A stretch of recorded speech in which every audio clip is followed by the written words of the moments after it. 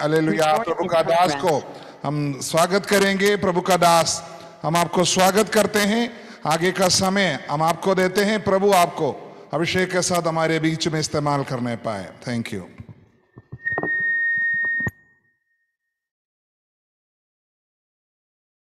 सबको जय मसीह की। मैं परमेश्वर को धन्यवाद करता हूँ क्योंकि परमेश्वर मुझको भी एक मौका दिया है आप लोगों के बीच में आके परमेश्वर के वचन के साथ परमेश्वर के वचन से बात करने के लिए। एक खुशी का एक समय है क्योंकि पहले बार इस सोनभद्रा डिस्ट्रिक्ट में रेणुकूट अनबारा और पास में जितना भी जगह पे हमारा भाई बहन है आप लोगों के सामने आने के लिए और परमेश्वर के वचन से बात करने के लिए परमेश्वर मौका दिया, इसलिए परमेश्वर को धन्यवाद करता हूँ और पास्टर साहब को भी धन्यवाद करता हूँ। और मेरा नाम डैनियल, मैं लखनऊ में रहते हैं और हम लोग भी परमेश्वर का सेवकाई में है। जो परमेश्वर का वचन में जो उनका जो नया नियम आप लोग देखा होंगे इस तरीके से जो नया नियम है, ये जो नया नियम एक संस्था से आता है, गिडेंस इंटरनेशनल इंडिया करके। उस संस्था के द्वारा हम लोग ये मुफ्त में डिस्ट्रीब्यूट करता है पूरा इंडिया में, पूरा भारत में और पूरा दुनिया में 203 देशों में हम लोग ये सेवकाई करते हैं एक्चुअली।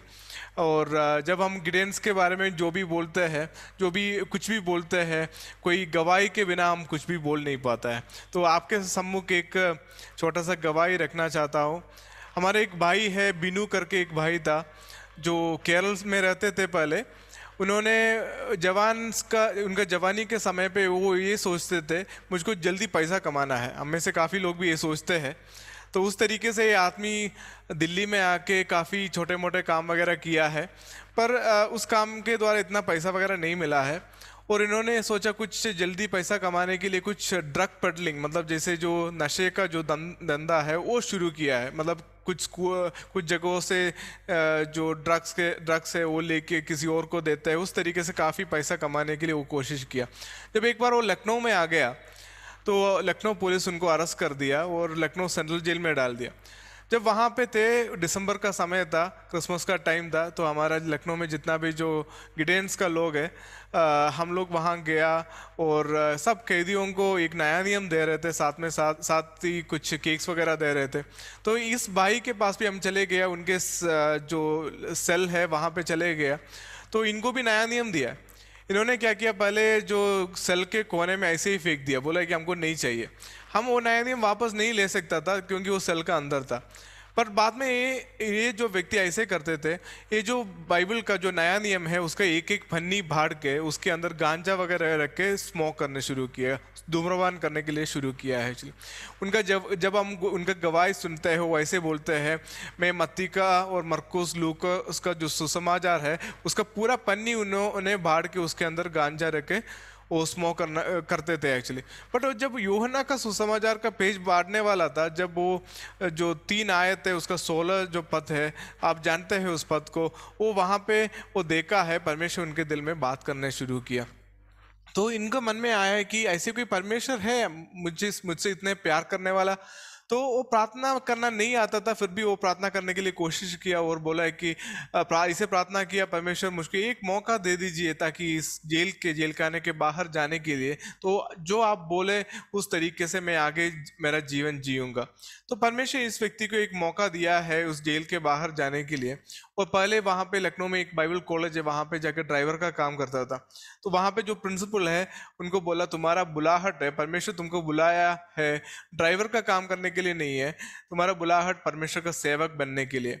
तो ये जो व्यक्ति बाइबल का पढ़ाई वगैरह करके आज कहाँ है आप जानते हैं, हमारे यूपी में आजमगढ़ एक जगह है, वहाँ पे एजी का एक पास्टर है, वहाँ पे एक कलीसिया चला रहे हैं और उनके द्वारा उस कलीसिया में 300 लोगों के आसपास उस कलीसिया में आज आता है। तो मैं एक गवाही इसलिए बोलते हैं, आपके हाथ में जो परमेश्वर का वचन है और इससे अलग नहीं है एक्चुअली। आपका वचन में जो आपके हाथ में जो परमेश्वर वचन है उसका नया नियम है इसमें एक्चुअली। हम लोग ये विश्वास करता है कि परमेश्वर के वचन के अंदर शक्ति है, सामर्थ्य है लोगों के जीवन में बदलाव लेके आने के लिए। मैं पूरे तरीके से विश्वास करता हूँ मेरे सुनने वाला आप सबके जीवन में परमेश्वर के वचन काम किया है, इसलिए आप लोग आज यहीं पे बैठा है परमेश्वर का वचन सुनने के लिए आया भी हूँ। तो मैं ब्रदर बिनू रघुनाथन का गवाही में इसलिए बोल रहे हैं, तो ऐसे एक ड्रग्स का नशे का धंधे करने वाला एक व्यक्ति के जीवन में भी परमेश्वर बदलाव लेके आया है। इस तरीके से हजारों गवाहियां हैं जिनके जीवन में परमेश्वर ने काम किया है। जो कुछ ऐसे लोग था जो खूनी था, नहीं तो कुछ लोग ऐसे मारपीट करने वाला था, नशे का धंधे करने वाला था, उस तरीके से काफी बुरे पापों से फंसा हुआ काफी लोग थे, उनके जीवन में परमेश्वर का वचन काफी बदलाव लेके आया है। हम लोग सिर्फ एक चीज करते हैं, हम कोशिश करते हैं कि हर एक व्यक्ति के हाथ में परमेश्वर का एक वचन मुफ्त में पहुंचाना चाहता है। तो आज जब हम लोग मैं आपके पास आया है, मैं आपसे कुछ रिक्वेस्ट करना चाहता हूँ, कुछ विनती करना चाहता हूँ कि आप हमारे लिए प्रार्थना करिए। जब आप लोग प्रार्थना करते हैं, हम लोग ज़्यादा बाइबल बांट पाएंगे।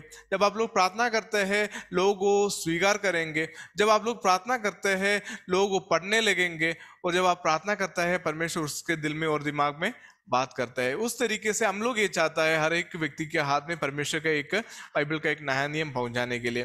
तो यही है गिडेंस का सेवकाई। जब भी आप बाइबल पढ़ते हैं, जब भी आप परमेश्वर का वचन पढ़ता है, 1 मिनट हमारा सेवकाई के लिए प्रार्थना करिए, ताकि हर एक हमारा भारत का और हमारा यूपी का हर एक कोने में हर एक व्यक्ति के हाथ में परमेश्वर के एक वचन पहुंचाने के लिए परमेश्वर हमको मदद करे। इसके लिए आप प्रार्थना करिए। और मैं इस समय के लिए धन्यवाद भी करता हूँ। और साथ ही साथ हम लोग अभी परमेश्वर के वचन की ओर थोड़ा मनन करने के लिए जाएंगे। इसके लिए हम लोग एक वचन पढ़ेंगे जो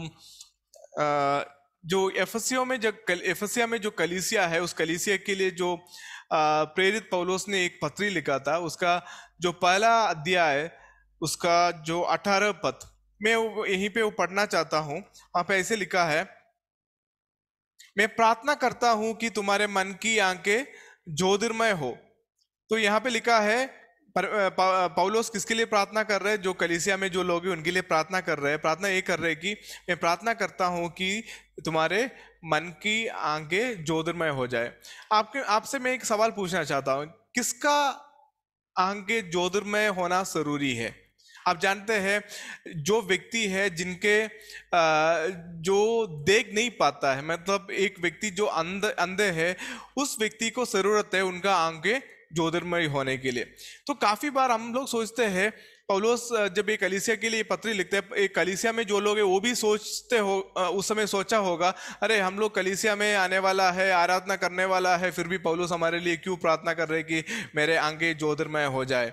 तो यहाँ पे पौलुस 3 चीज के बारे में बोल रहे हैं, क्या जो चीज हम जानते हैं फिर भी हम भूल जाता है, और जानने के बावजूद वो हम देख नहीं पा रहे, उस तरीके से 3 चीजों के बारे में वहां पे बोला हुआ है। उस 3 चीजों के बारे में आज हम बात करने जा रहे हैं।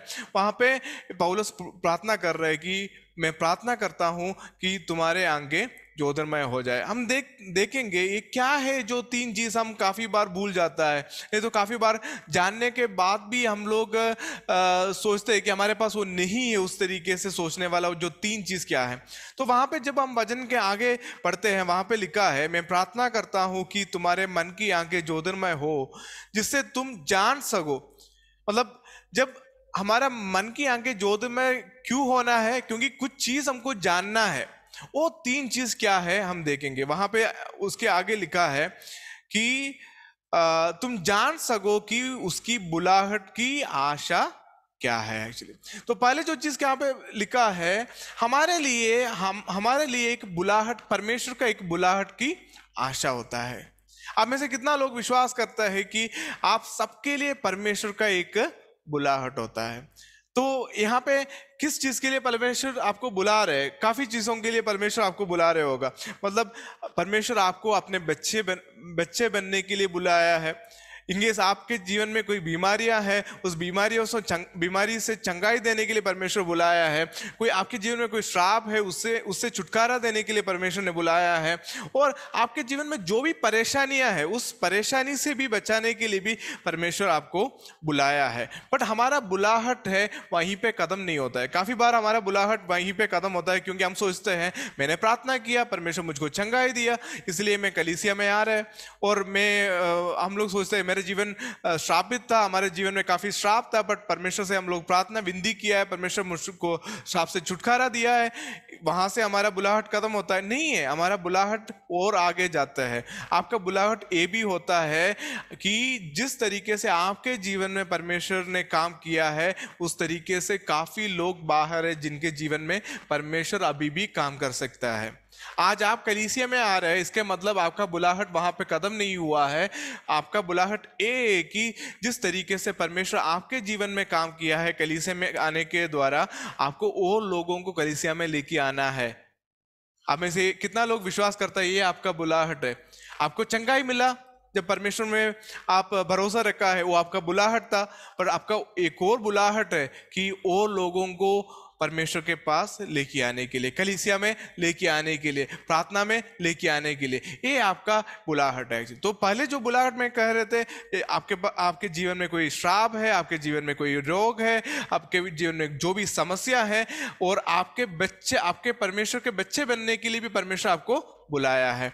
और दूसरा है, हम और लोगों तक की बुलाहट पहुंचाना है। बट काफी बार इस बुलाहट के बारे में हम भूल जाते हैं। काफी बार ऐसे होता है कि हमारे जीवन में कोई बीमारी आ गया तो हम सोचते हैं अरे यार आज हम क्या करेंगे, आगे हम कैसे जिएंगे, हम काफी चिंता करते हैं। पर परमेश्वर बोलते हैं बेटा तुम भूल गया है, मैं आपको बुलाया है आपको श्राप से आपको छुटकारा देने के लिए, आपका पाप से छुटकारा देने के लिए, आपके रोग से चंगाई देने के लिए, आपका समस्या से आपको सॉल्यूशंस देने के लिए मैं आपको बुलाया है। बट काफ़ी बार वो बुलाहट हम भूल जाता है। तो आज भी हमारा प्रार्थना है कि आपका बुलाहट की आशा आप एक और बार याद करिए। और परमेश्वर के वचन में दूसरा जो चीज़ वहाँ पे लिखा है, जिसके चीज़ के बारे में हम काफ़ी बार भूल जाते हैं, वहाँ पे लिखा है, आप देख लीजिए, महिमा की धन, उसके आगे ऐसे लिखा है, और पवित्र लोगों में उसके उत्तराधिकार की महिमा का धन क्या है। तो काफी हमको ये चीज जानना है, परमेश्वर हमारे लिए एक महिमा का धन रखा है। काफी बार हम सोचते हैं हमारे जीवन में जो भी कमी घटी आता है, हम सोचते हैं पर हम आगे कैसे करेंगे, हमारे जीवन में पूरे कमी घटी होता है, हमारे पास कुछ पैसा नहीं है, और कुछ कमजोरियां हैं। पर परमेश्वर बोलते हैं बेटा तुम भूल जा रहे हैं कहीं पे, क्योंकि परमेश्वर यहाँ पे लिखा है जितना भी परमेश्वर का पवित्र लोग है उनके लिए परमेश्वर एक महिमा का धन रखा है। मतलब आप परमेश्वर यीशु मसीह में कोई भी कंगाल नहीं है, आप परमेश्वर यीशु मसीह में कोई भी गरीब नहीं है। आपका जो भी कमी घटी है उसमें परमेश्वर यीशु मसीह आपके साथ है उस कमी घटी को दूर करने के लिए। पर काफ़ी बार एक चीज़ हम भूल जाता है, परमेश्वर यीशु मसीह उनका पवित्र लोगों के लिए एक महिमा का धन रखा है। मैं चाहता हूँ आप अपने आप को बता दीजिए, मैं कोई कंगाल नहीं हूँ, मैं कोई गरीब व्यक्ति नहीं हूँ, क्योंकि परमेश्वर मेरे लिए महिमा का धन रखा है। कभी भी मेरे जीवन में कोई कमी घटी आता है, मेरे कमी घटी के अंदर इस परमेश्वर का जो महिमा का धन है, मेरा जितना भी कमी घटी है वो पूरा कर सकता है। आप में से कितना लोग विश्वास करते हैं? ये जो दूसरा चीज़ है, तो काफी बार हम भूल जाता है, काफी बार हम रोते रहते हैं, अरे यार हम आज आगे नहीं जी पाएंगे, हमारे जीवन में कमी घटी है, हमारे पास पैसा नहीं है, ये नहीं है, वो नहीं है, हम आगे के लिए बच्चों को पढ़ाई के लिए कुछ नहीं है, और घर चला नहीं पा रहे। इस तरीके से काफी चीजों के बाद चीज जब हमारे जीवन में आता है हम रोते रहते हैं। तो परमेश्वर पूछते हैं बेटा तुम क्यों रो रहे हैं? एक्चुअली मैं तो तुम्हारे लिए महिमा का धन रखा है, आपको सिर्फ क्या करना है, विश्वास करना है, आप प्राप्त कर लीजिए। तो ये जो दूसरा जो चीज है, तो अभी हम देखेंगे। और तीसरा एक और चीज वहां पे लिखा है, वहां पे परमेश्वर के दास लिखा है, मैं प्रार्थना करता हूं तुम्हारे आंखें ज्योतिर्मय हो जाए, ताकि एक और चीज तुम जानना है। वहां पे क्या लिखा है? महान सामर्थ, महान सामर्थ। और इस महान सामर्थ के बारे में उसके नीचे भी लिखा है, महान सामर्थ का विशेषता क्या है? हमारा पवित्र यीशु मसीह को मृत्यु के अंदर से, मतलब मौत से वो छुड़ाने वाला परमेश्वर का ताकत, एक साधारण सामर्थ नहीं है, वो सामर्थ आपके लिए उपलब्ध है। एक्चुअली काफी बार ये सोचते नहीं, हम सोचते हैं हम कमजोर है, हमारे पास ताकत नहीं है, शायद कुछ बीमारियों की वजह से हम कमज़ोर है, नहीं तो हमारे पास जिस समूह में हम रहते हैं बाकी लोगों से हम तुलना करते हैं तो हम कमज़ोर है। पर परमेश्वर बोले बेटा तुम भूल जा रहे हैं, तुम्हारे लिए एक महान सामर्थ्य, जो विश्वास करने वाला व्यक्ति के लिए परमेश्वर से उपलब्ध एक महान सामर्थ्य आपके लिए उपलब्ध है। एक्चुअली ये भूलना नहीं है। परमेश्वर का एक बड़ा सामर्थ हमारे लिए, विश्वास करने वाला हर एक व्यक्ति के लिए परमेश्वर का एक सामर्थ उपलब्ध है के लिए। मैं एक और चीज़, एक उदाहरण के तौर से बोलना चाहता हूँ। आप मुझको मालूम नहीं कि आप लोग कितना लोग हाथियों को आसपास में देखा है। कुछ टीवी में देखा होगा, नहीं तो आप में से कुछ लोग सीधे देखा होगा हाथियों को। मैं काफी बार ये सोचता हूँ, इतना हाथी मतलब इतना बड़ा एक जानवर है, उनका शरीर उनका शरीर इतना बड़ा है, फिर भी मैं सोचता हूँ, काफी बार मैं सोचता हूँ कि ये हाथी अपना शरीर कभी देखा भी नहीं होगा। मुझको मालूम नहीं कि आप में से कितना लोग ऐसे सोचा है। कारण क्या है? ये हाथी का जो आंख होता है बिल्कुल छोटा होता है, आप देखा होगा, बिल्कुल छोटा छोटा आंखें होता है।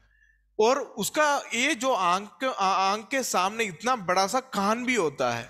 शायद मैं सोचता हूँ, शायद ये हाथी कभी भी उनका अपना इतना बड़ा शरीर देखा नहीं होगा। हमारे जिस जगह से मैं बिलोंग करता हूँ, केरला में एक ऐसे जगह है जहाँ पे ये हाथियों को पालन करने वाला एक जगह है एक्चुअली। तो ये लोग क्या करते हैं, जंगल में जो रहने वाला हाथियों को वहाँ लेके आता है, उनको ट्रेनिंग देते हैं, वो एक साधारण हाथी बना देते हैं उनका काम कराने के लिए एक्चुअली। तो जब एक साधारण जो हाथी, जो हमारे जो पशुओं के जैसे नहीं, तो हमारे जो घर पे पालन करने वाला जो और भी पशुओं है, उस तरीके से एक जानवर बन जाते हैं हाथी एक्चुअली। और काफी बार मैं देखता हूँ इतना बड़ा हाथियों को एक छोटा सा इंसान, एक एकदम पतला इंसान इनको चलाता है एक्चुअली। क्यों? कारण क्या है? हाथी को मालूम नहीं है। हाथी सोचते हैं ये जो छोटा इंसान मेरे से बड़ा है, शायद उस तरीके से सोचते होगा। काफी बार हम मसीहों के जीवन में भी, परमेश्वर में विश्वास करने वाले लोगों के जीवन में भी हम लोग इस तरीके से सोचते हैं। हम लोग सोचते हैं हम मसीह में आ गया, फिर भी हम सोचते हैं मैं कमजोर हूं, फिर भी हम सोचते हैं हम गरीब हूं, फिर भी हम सोचते हैं परमेश्वर हमारे लिए कोई बुलाहट शायद नहीं है। पर परमेश्वर यहाँ पे बोल रहे, बेटा तुम भूल जा रहे हैं, तुम्हारे लिए परमेश्वर, मैं तो तुम्हारे लिए ये सब रखा है। क्या क्या रखा है आप कभी भूलना नहीं है। 3 चीज वहां पे बोला है परमेश्वर हमारे लिए क्या क्या रखा है। पहले जो चीज वहां पे बोला है, परमेश्वर हमारे लिए एक बुलाहट रखा है, आप कभी भी भूलना नहीं। मेरा परमेश्वर आपको बुलाया है। आज इस कलीसिया में आप आ रहे हैं, आप इस मीटिंग में जुड़े हुए हैं, इसका कारण ये है कि परमेश्वर आपको बुलाया है, इसलिए आप यहाँ पे हैं। ये कभी भी आपको भूलना नहीं है। दूसरा जो चीज मैं पहले भी बोला है, सिर्फ आप कलीसिया में आना, सिर्फ आप परमेश्वर के पास आके परमेश्वर से छुटकारा, चंगाई प्राप्त होना, ये बुलाहट का अंत नहीं होता है। हम और लोगों तक ये पहुंचाना है। आपके आसपास में जो भी रहते हैं, आपका परिवार में कोई ऐसे है यीशु मसीह को नहीं जानते हैं, आपके जो आपके साथ जो काम करने वाले लोगों को शायद यीशु मसीह को नहीं जानते हैं, उनको परमेश्वर के पास लेके आना है। ये आपका बुलाहट है, कभी भी भूलना नहीं है एक्चुअली।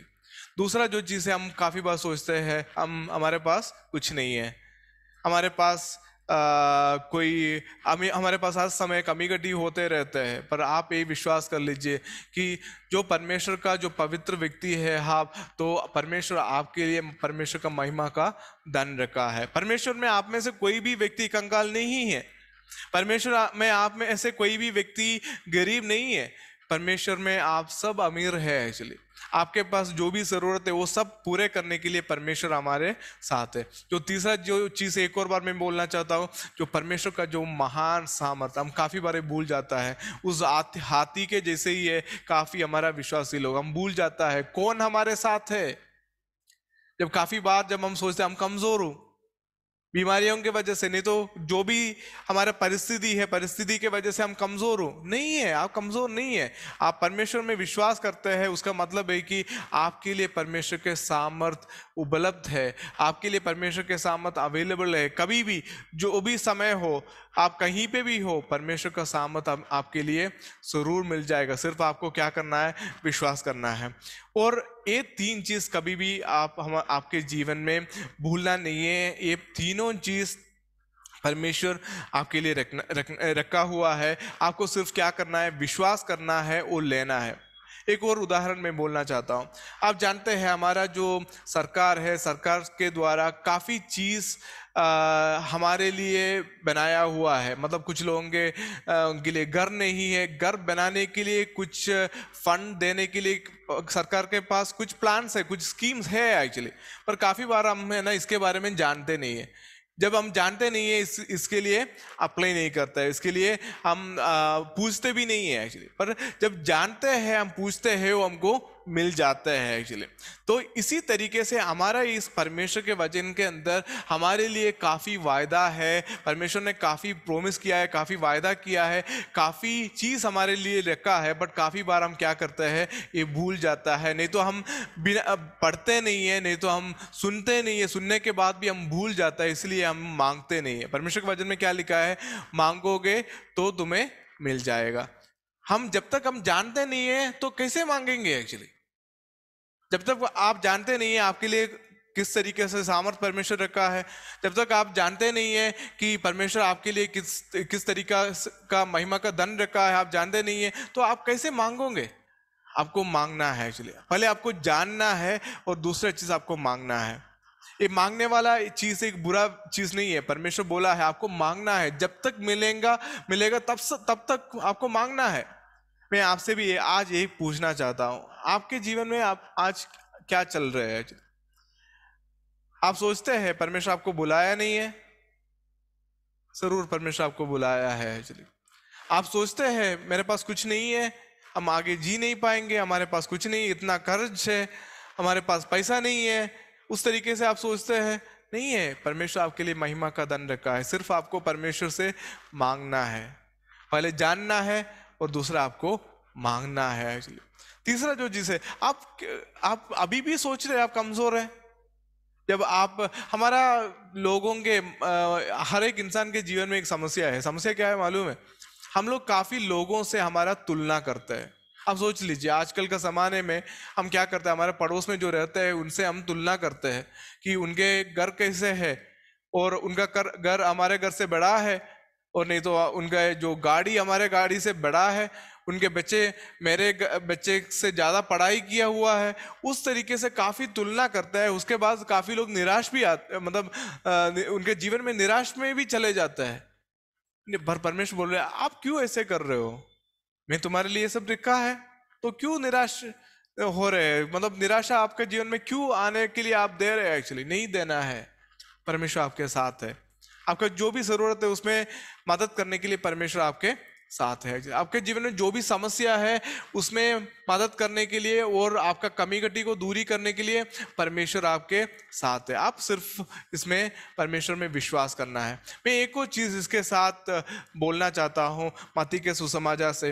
मत्ती के सुसमाचार में जो 6 अध्याय है, 6 अध्याय का 33 पद एक बार पढ़ना चाहता हूं। पहले वहां पे ऐसे लिखा है, परंतु तुम पहले परमेश्वर के राज्य और उसकी धार्मिकता की खोज में लगे रहो। क्या है, एक और मैं पढ़ना चाहता हूं। वहां पे लिखा है, परंतु तुम पहले परमेश्वर के राज्य और उसकी धार्मिकता की खोज में लगे रहो तो ये सब वस्तुएं तुम्हें मिल जाएगा। जब हम ये 6 अध्याय जब पढ़ते हैं, जब शुरुआत से पढ़ते हैं, वहां पे काफी बार यीशु मसीह उनके चेलों से बात किया हुआ है, चिंता नहीं करना है। तो और वहां पे 2-3 चीजों के बारे में परमेश्वर बोल रहे हैं कि तुम कल के बारे में चिंता नहीं करना, क्या पिएंगे करके चिंता नहीं करना, क्या पहनेंगे करके चिंता नहीं करना, कल क्या खाएंगे करके चिंता नहीं करना है। मैं सोचता हूँ उस जमाने में लोग इतना ही सोचते थे, कल क्या खाएंगे, कल क्या पिएंगे और कल क्या पहनेंगे। पर आजकल का जमाने में हम काफी चीज सोचते हैं, बच्चों का पढ़ाई कैसे करेंगे, बेटी का शादी कैसे कराएंगे, उस तरीके से काफी चीजों के ऊपर चिंता करते ही रहते हैं। तो यहाँ पे परमेश्वर यीशु मसीह बोल रहे चिंता नहीं करना है। मैं इस वचन को हम लोग जो दूसरा जो चीज के बारे में बोला था ना, जो परमेश्वर हमारे लिए लेके आए, उसके साथ कनेक्ट करना चाहता हूँ। वहां पे परमेश्वर ने क्या बोला है, परमेश्वर का महिमा का धन हमारे लिए रखा है। तो आप क्यों चिंता कर रहे हो? और काफी बार हम चिंता करके करके निराशा में चले जाते हैं, निराश हो जाता है। और परमेश्वर बोल रहे, आप सबसे परमेश्वर बोल रहे, बेटा तुम क्यों चिंता कर रहे हैं, मेरा बेटी तुम क्यों चिंता कर रही हो, मैं तो तुम्हारे साथ हूं। बट काफी बार हम भूल जाते हैं, हम विश्वासी है, हम अपने आप को क्या बुलाता है, विश्वासी है, फिर भी हम लोग काफी बार ये भूल जाता हूं। पर परमेश्वर एक चीज वहां पे बोलते हैं, बेटा तुम ये सब चीजों के बारे में चिंता मत करो। मतलब खाने के बारे में, पीने के बारे में, क्या पहनेंगे ये चिंता नहीं करना, नहीं तो बच्चे का पढ़ाई कैसे करेंगे, बेटी का शादी कैसे कराएंगे, ये सब चीज़ों के बारे में चिंता मत करो। मैं तुमको चिंता करने के लिए दो चीज़ दे देंगे। ये क्या है? ये दो चीज वहां पे लिखा है, परंतु क्या करना है? परमेश्वर का राज्य उसको और उसका धार्मिकता के बारे में आप चिंता करो तो ये सब वस्तुएं तुम्हें मिल जाएगा। तो पहले ये वस्तुएं क्या क्या होता है? अभी तक आप चिंता करके आया हुआ हर एक वस्तुएं आपको मिल जाएगा। कब? जब आप परमेश्वर का राज्य और परमेश्वर का धार्मिकता के ऊपर खोज में लगे रहते हैं। ये सब वस्तुएं आप एक बार मन में सोच लीजिए, आजकल आप किस चीजों के बारे में ज्यादा चिंता करते हैं? किस कमजोरियों के बारे में चिंता करता है? किस बीमारियों के बारे में चिंता करता है? किस कमी घटी के बारे में आप चिंता करता है? वो परमेश्वर बोल रहे हैं, बेटा तुम ये सब चीजों के बारे में चिंता मत करो, सिर्फ दो चीजों के बारे में चिंता करो। तो ये जितना भी चीजों के ऊपर तुम चिंता कर रहे हो वो सब वस्तुएं तुम्हें मिल जाएगा। तो अभी हम देखेंगे वो क्या है। दो चीज है एक्चुअली वहां पे लिखा है, परमेश्वर के राज्य के बारे में चिंता करो। ये परमेश्वर के राज्य क्या होता है? जब हम सोचते हैं परमेश्वर के राज्य का मतलब एक जगह है, नहीं है। परमेश्वर के राज्य ऐसे होता है जो हमारा परमेश्वर के वचन में लिखा है, मैं आपके दिल के दरवाजे में आके खटखटा रहे। आप वो दरवाजा खोल रहे हैं तो परमेश्वर आपके साथ संगति करेंगे। ये परमेश्वर के राज्य का मतलब है कि एक जगह नहीं है। परमेश्वर के वचन में लिखा है परमेश्वर के राज्य आपके बीच में है, नहीं तो परमेश्वर के राज्य आप में है।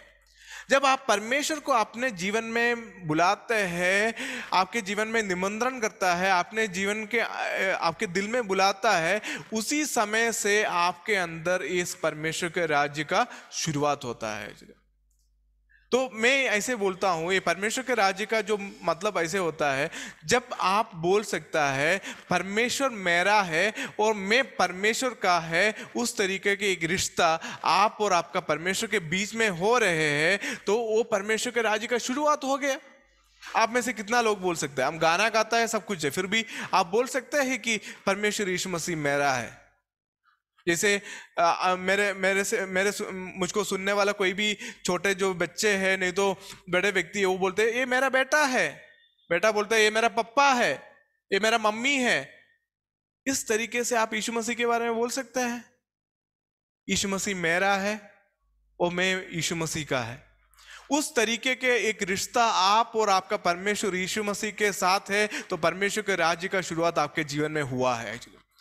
और हमको खोज में लगे रहना है। क्या खोज में लगे रहना है?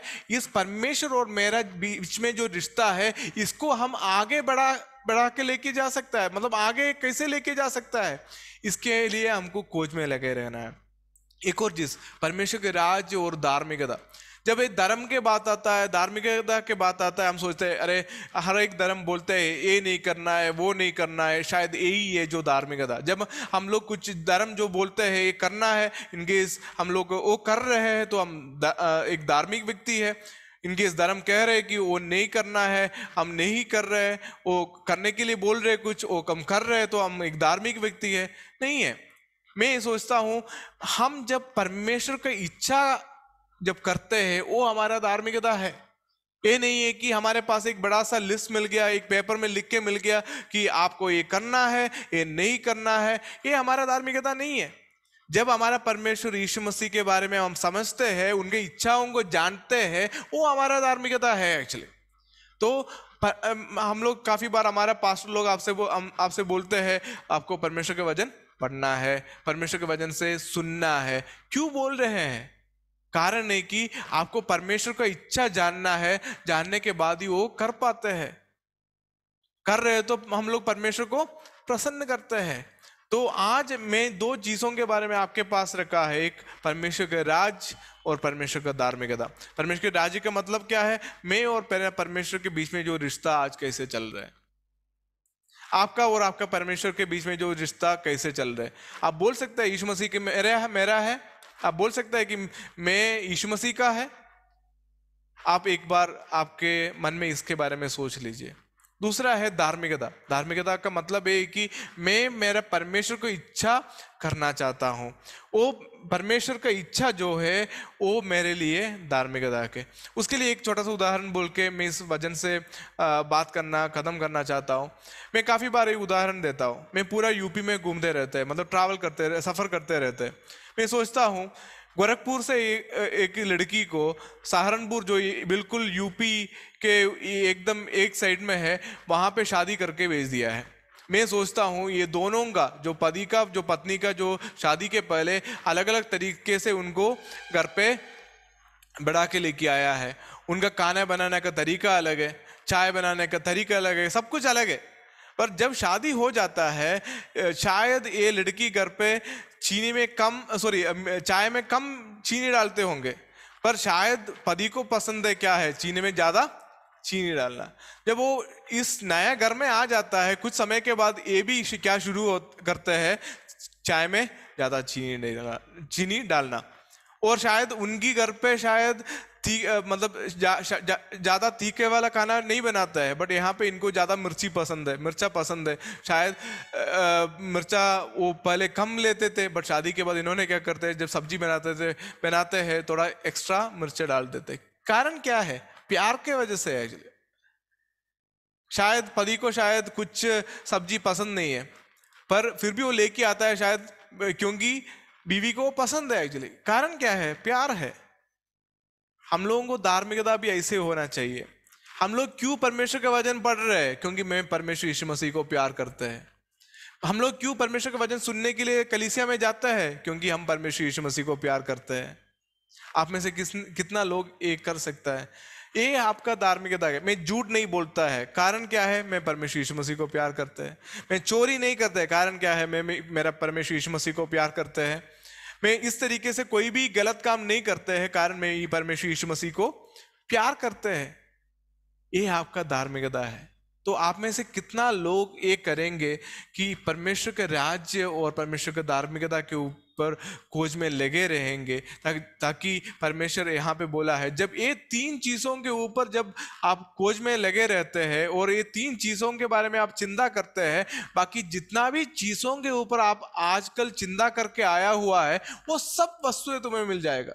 आसान रास्ता परमेश्वर ने बोला है, 2 चीजों के ऊपर चिंता करो, बाकी हर चिंता आप छोड़ दीजिए। खाने का चिंता, क्या पहनेगा वो चिंता छोड़ दीजिए। बच्चों को कैसे पढ़ाई कराएंगे वो छोड़ दीजिए। उनका शादी कैसे कराएंगे ये सब छोड़ दीजिए। आप सिर्फ 2 चीज करने के लिए बता रहे हैं मैं विश्वास करता हूं परमेश्वर कभी भी झूठ नहीं बोलता है। वो वायदा कर रहे तो जरूर पूरा करता है। तो यहाँ पे परमेश्वर ने बोल रहे तुम इस 2 चीजों के बारे में चिंता करो तो ये सब वस्तुएं तुम्हें मिल जाएगा। तो आप में से कितना लोग आज तैयार है ये सब चिंता करने वाला बात हम छोड़ने जा रहे हैं? हम लोग आज से सिर्फ 2 चीजों के ऊपर चिंता करेंगे, एक तो परमेश्वर के राज्य और दूसरा परमेश्वर का धार्मिकता। तो अभी तक हम लोग परमेश्वर के वचन से क्या क्या बोल के आया है? पहले हम लोग बोला है 3 चीज हम भूल जाता है काफी बार। परमेश्वर हमारे लिए कुछ चीज रखा है और जो 3 चीज हम काफी बार भूल जाता है। क्या क्या है? परमेश्वर हमारे लिए एक बुलाहट है परमेश्वर का। दूसरा है परमेश्वर हमारे लिए उनका महिमा का धन रखा है। परमेश्वर हमारे लिए एक महान सामर्थ रखा है। ये सब परमेश्वर हमारे लिए रखा है, बट काफी बार हम भूल जाता है। इसलिए पवित्र परमेश्वर के दास वहाँ पे प्रार्थना कर, परमेश्वर इसका आंखें ज्योतिर्मय हो जाए ताकि ये देखने पाए, समझने पाए क्या क्या चीज़ों और क्या क्या चीज़ परमेश्वर उनके लिए रखा है।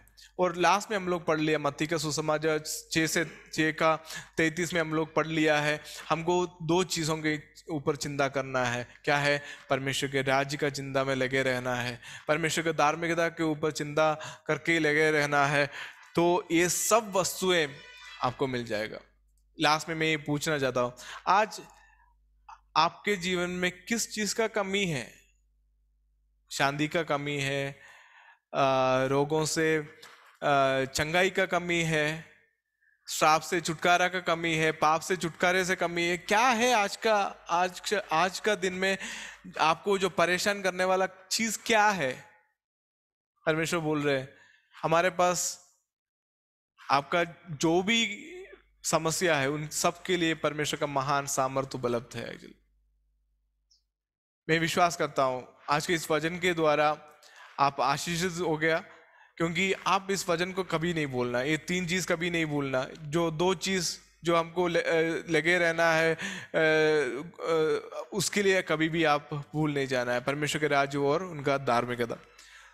मैं आपको धन्यवाद करना चाहता हूँ इस शाम के समय के लिए, ताकि आप लोगों के बीच में आके मैं परमेश्वर का वचन से बात करने के लिए परमेश्वर ने मदद किया है। और पास्टर साहब को और कलीसिया को भी मैं धन्यवाद करता हूँ इस समय के लिए, इस सुंदर समय के लिए। आप भी हमारा गिडेंस का सेवकाई के लिए प्रार्थना करिए, और लखनऊ में हमारा परिवार रहता है उनके लिए भी प्रार्थना करिए।